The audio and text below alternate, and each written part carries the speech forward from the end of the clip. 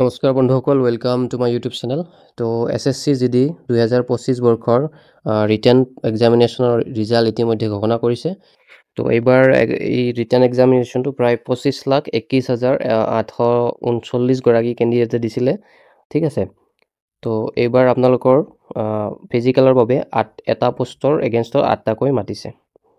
ঠিক আছে, তো এটা পোষ্টৰ এগেইনষ্টত 8জনে ফিজিকেল টেষ্ট দিব। তো যিসকলে পাছ কৰিলে তেওঁলোকক শুভেচ্ছা জ্ঞাপন কৰিলোঁ। লগতে ফিজিকেলৰ বাবে তেওঁলোকে ভালদৰে প্ৰিপাৰেশ্যন কৰক, যিহেতু এটা পোষ্টৰ এগেইনষ্টত 8জনক মাতিছে।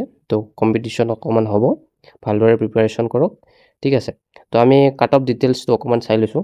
তো ফিমেলৰ, এইখিনি ফিমেলৰ হয়। ফিমেলৰ OBCৰ বৰ্ডাৰ ডিষ্ট্ৰিক্টকেইখনৰ ভিতৰত OBCৰ কাট অফ গৈছে 48, জেনেৰেলৰ 52 গৈছে, STৰ 50 গৈছে আৰু SCৰ 47 গৈছে। এইখিনি হৈছে ফিমেলৰ বৰ্ডাৰ ডিষ্ট্ৰিক্ট এৰিয়াৰ কেণ্ডিডেটৰ কাৰণে। ঠিক আছে, যিখিনি আমাৰ জেনেৰেল ডিষ্ট্ৰিক্ট হয়, তো তাৰে কাৰণে OBCৰ কাট অফ গৈছে 51, SCৰ গৈছে 50, STৰ গৈছে 51 আৰু আনৰিজাৰ্ভ কেটেগৰী গৈছে 54। ঠিক আছে, তো এইবাৰ কাট অফ যোৱাবাৰৰ তুলনাত যথেষ্টখিনি কম গৈছে। তো এইবাৰ আপোনালোকৰ চিলেকশ্যন হোৱাৰ চান্স বাঢ়িছে। তো ফিজিকেলটো ভালকৈ দিব লাগিব। তো এইবাৰ আমি মেল কেণ্ডিডেটৰ কাট অফটো অকণমান চাই লৈছোঁ। তো অসমত মেল কেণ্ডিডেটৰ যিখিনি আমাৰ বৰ্ডাৰ ডিষ্ট্ৰিক্ট আছে, তাৰে ভিতৰত EWSৰ কাট অফ গৈছে 79, OBCৰ গৈছে 40, SCৰ গৈছে 41, STৰ গৈছে 43 আৰু আনৰিজাৰ্ভ কেটেগৰী গৈছে 48। এইখিনি আমাৰ মেল কেণ্ডিডেট বৰ্ডাৰ ডিষ্ট্ৰিক্টবিলাকৰ। ঠিক আছে, আকৌ আমাৰ যিখিনি জেনেৰেল ডিষ্ট্ৰিক্ট হয়, তাৰে EWSৰ কাট অফ গৈছে 40, OBCৰ 42, SCৰ 44, STৰ 45 আৰু আনৰিজাৰ্ভ কেটেগৰীৰ 48.14 গৈছে। ঠিক আছে, তো এইখিনি কাট অফ ডিটেইলছ আছিলে।